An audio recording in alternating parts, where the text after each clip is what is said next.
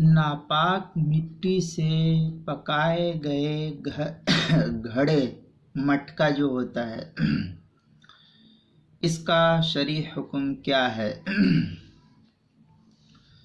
जो मटका, घड़ा, बर्तन, घैला या मिट्टी के और दीगर अशिया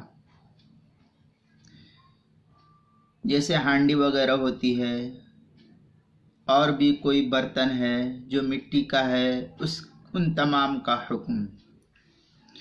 नापाक मिट्टी से बना, तैयार किया गया नापाक मिट्टी से इस घड़े को, फिर बनाने के बाद, नापाक मिट्टी से तैयार कर देने के बाद उस घड़े को, उस मिट्टी के बर्तन को आग में पका दिया गया।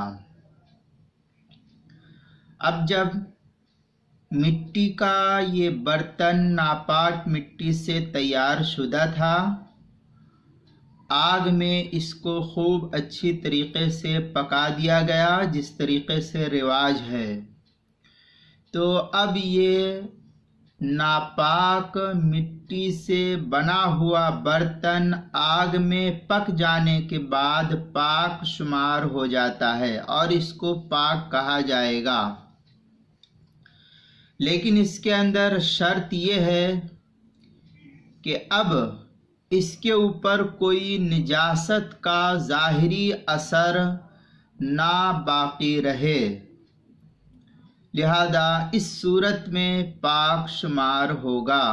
गरचे इस मटके को, इस मिट्टी के बर्तन को नापाक मिट्टी से बनाया गया था, लेकिन आग में पका देने के बाद अब ये पाक हो जाएगा। शर्त यह है कि ज़ाहिरी कोई निजासत ना रहे उसके ऊपर।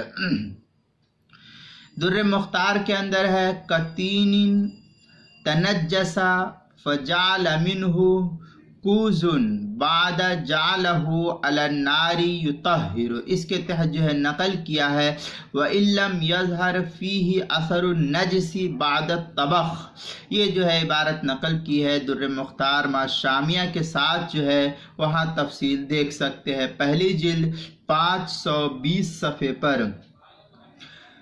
आलमगीरिया में है, अत्तीनु अन्नजसु इदा जाल मिन्हुल कूज अविल क़िद्र फतबखा यकून ताहिरन हाकदा फिल मुहीत। ये इस तरीके की इबारत जो है फतावा आलमगीरिया की पहली जिल्द सफ़ा 44 पर नकल किया है, वहाँ देख सकते हैं।